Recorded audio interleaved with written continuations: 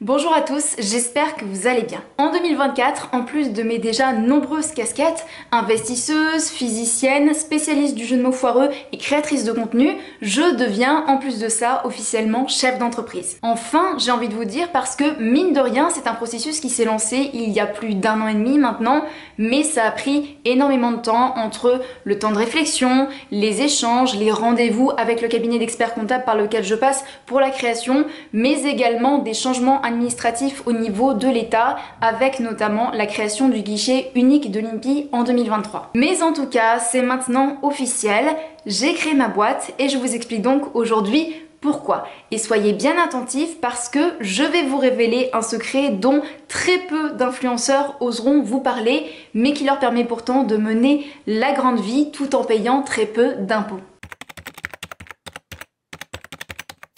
Pour comprendre pourquoi j'ai créé ma boîte, il faut déjà s'intéresser aux spécificités de la micro-entreprise, plus communément appelée auto-entreprise. À savoir que j'ai lancé mon auto-entreprise en 2020 alors que ma chaîne YouTube commençait à gagner en visibilité et qu'avec ça, j'ai commencé à engranger des revenus. La micro-entreprise, c'est en effet la solution par laquelle quasiment toutes les personnes dans mon cas, c'est-à-dire des gens qui génèrent des revenus en parallèle de leur travail, passent pour déclarer leurs gains entrepreneuriaux. C'est d'ailleurs présenté par l'État comme un statut avec des démarches plus simples qu'une entreprise ou société classique et un système de taxation qui est lui aussi simplifié. En effet, l'auto-entrepreneur a la possibilité d'être soumis à ce qu'on appelle le versement libératoire de l'impôt sur le revenu qui lui permet de payer en un seul prélèvement unique à la fois des charges sociales et l'impôt sur le revenu en fonction de son chiffre d'affaires et du type d'activité. Dans la pratique, on déclare tous les mois ou tous les 3 mois combien on a gagné à l'URSSAF. L'État applique ensuite un abattement forfaitaire pour prendre en compte les charges, prélève ses taxes en une fois et le reste, il est pour nous. Pour beaucoup de personnes qui ne sont pas bien renseignées sur ce sujet, payer des taxes lorsqu'on est auto-entrepreneur, ça se résume à ça. Mais vous l'imaginez bien, au pays champion du monde des lourdeurs administratives, quand on commence un peu à creuser le sujet, on se rend compte qu'en fait, c'est pas aussi simple que ça. Notamment, ce fameux versement libératoire n'est possible que si le revenu fiscal de référence du foyer de l'année N-2 est inférieur à un certain montant. Mon conjoint et moi ayant de bons salaires, nous dépassons largement ce plafond, ce qui fait que mon auto-entreprise n'est plus imposée au taux unique de 24,2% en tant qu'activité libérale, mais à 22% de cotisation sociale, plus notre TMI, soit 52% au total en étant dans la tranche à 30%, avec le risque en plus de ça qu'une partie des revenus passe dans la tranche à 41%, ce qui ferait dans ce cas-là 41 plus 22, 63%. À noter qu'il existe de plus une limite du chiffre d'affaires, dans mon cas 77 700 €, au-delà de laquelle le régime simplifié du micro-entrepreneur ne s'applique plus. Il faut alors passer au régime réel d'imposition et donc à un système qui est globalement beaucoup plus lourd en termes de déclaration, dans le même esprit qu'une entreprise classique.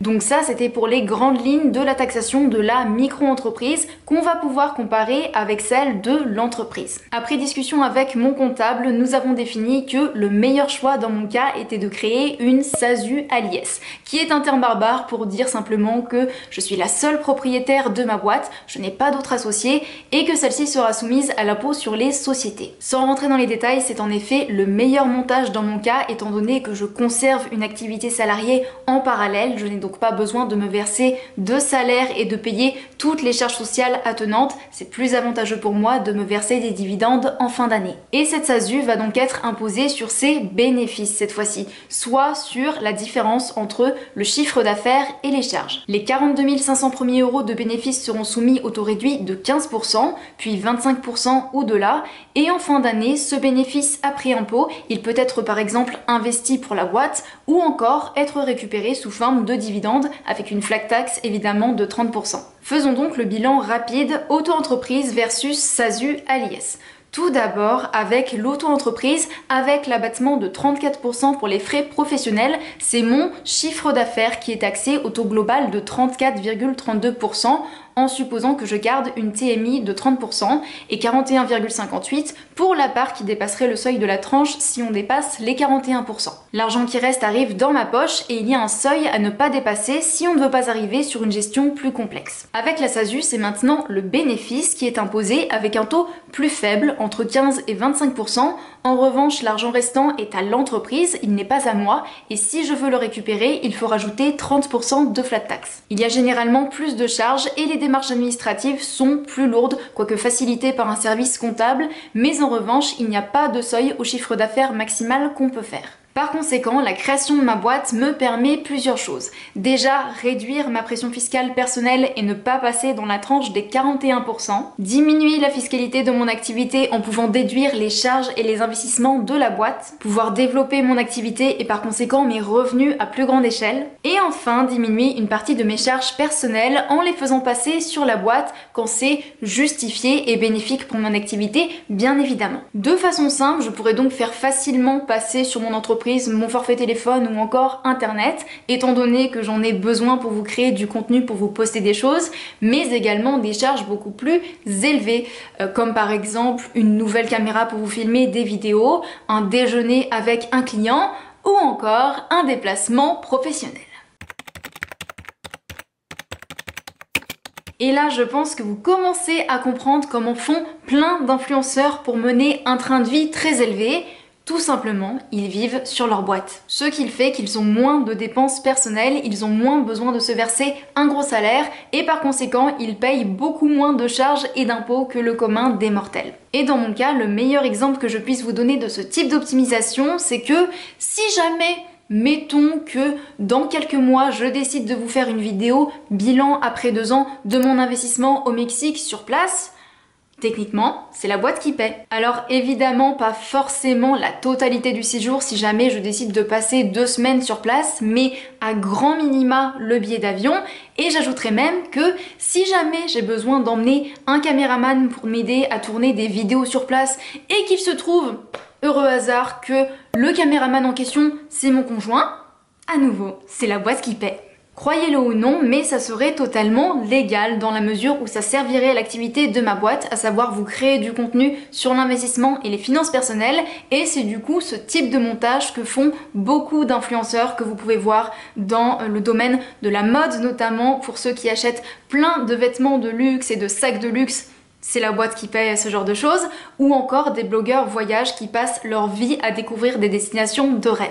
D'ailleurs, j'ai un fiscaliste qui m'avait dit un jour que la différence entre un salarié et un chef d'entreprise, c'est que le salarié, globalement, il n'a pas le choix. Il touche son salaire, puis il paye des impôts et ensuite il vit avec ce qui lui reste. Alors qu'au contraire, pour le chef d'entreprise, c'est son entreprise qui gagne de l'argent, il vit dessus et ensuite c'est l'entreprise qui paye des impôts. Et c'est ce type d'astuce qui fait que je vous encouragerai toujours vraiment à votre niveau et en fonction de votre situation à vous renseigner et creuser le sujet de votre propre fiscalité. Parce que quel que soit le domaine où vous voulez l'appliquer, ça peut être l'immobilier, l'entrepreneuriat ou autre, il y a toujours des optimisations à faire et il ne faut pas croire que l'optimisation fiscale légale, bien évidemment, n'est réservée qu'aux ultra riches. J'espère en tout cas que cette vidéo vous aura intéressé et vous permettra de comprendre un peu mieux par quel type de raisonnement on peut passer lorsqu'on veut faire évoluer une activité vers quelque chose de plus structuré. Aussi, aujourd'hui, je ne vous ai parlé que d'un des avantages que j'ai à monter ma boîte, mais en réalité, il y en a plusieurs,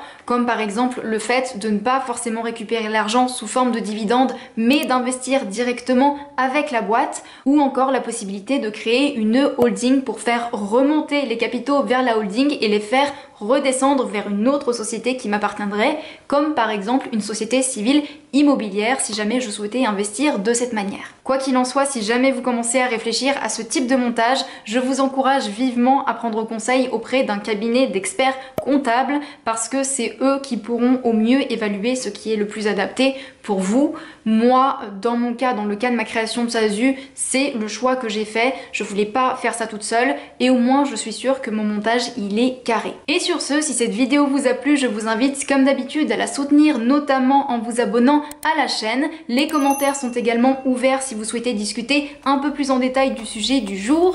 Et quant à moi, je vous fais de gros bisous et je vous dis à très bientôt pour une prochaine vidéo. Ciao!